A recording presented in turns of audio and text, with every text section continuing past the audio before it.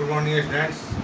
आज मैं आप लोगों को 9वीं कक्षा के हिंदी व्याकरण में बहुब्रीहि समास का पहला भेद समानाधिकरण बहुब्रीहि समास के बारे में बता रहा हूँ।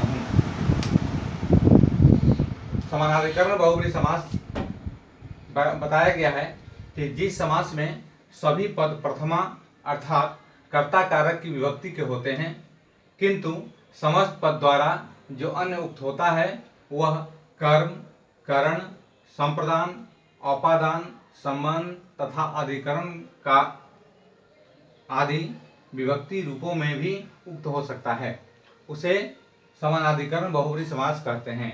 जैसे आपने देखा है समस्त पद में दिया हुआ है प्राप्तोदक। यहाँ विग्रह जब हम करते हैं तो होगा प्राप्त है उदक जिसको। यह जो है कि कर्म में उक्त हुआ है, क्योंकि हम जानते हैं कि को कर्म कारक का चिन्ह होता है।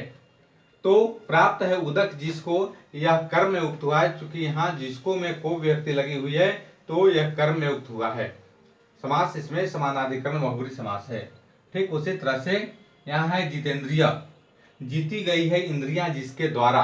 तो आप जानते हैं से, द्वारा, के द्वारा ये सभी कर्म कारक की विभक्तियां होती हैं।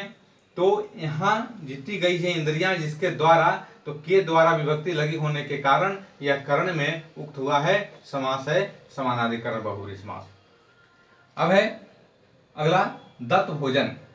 दत्त है भोजन जिसके लिए, अर्थात दिया गया है भोजन जिसके लिए। तो यह के लिए जो विभक्ति है यह संप्रदान कारक की विभक्ति होती है। को के लिए विभक्ति संप्रदान कारक की विभक्ति होती है, तो यह संप्रदान में उक्त हुआ है।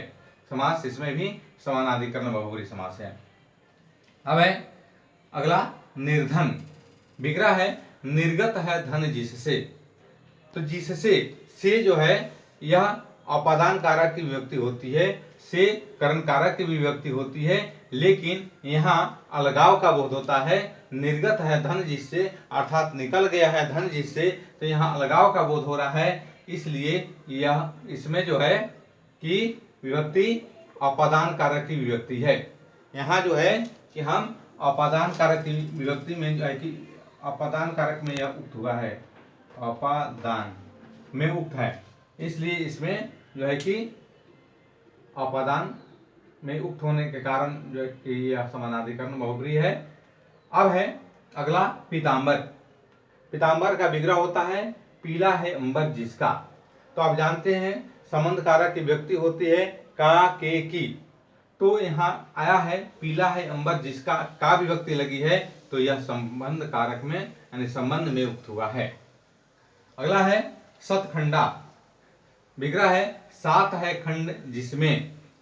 तो आप जानते हैं कि में पर विभक्ति जो होती है वह अधिकरण कारक की विभक्ति होती है। तो यहाँ है सात है खंड जिसमें, यहाँ में विभक्ति आई है, तो यह अधिकरण में उक्त हुआ है। इस प्रकार ये जो है इसमें समानाधिकरण बहुब्रीहि समास है।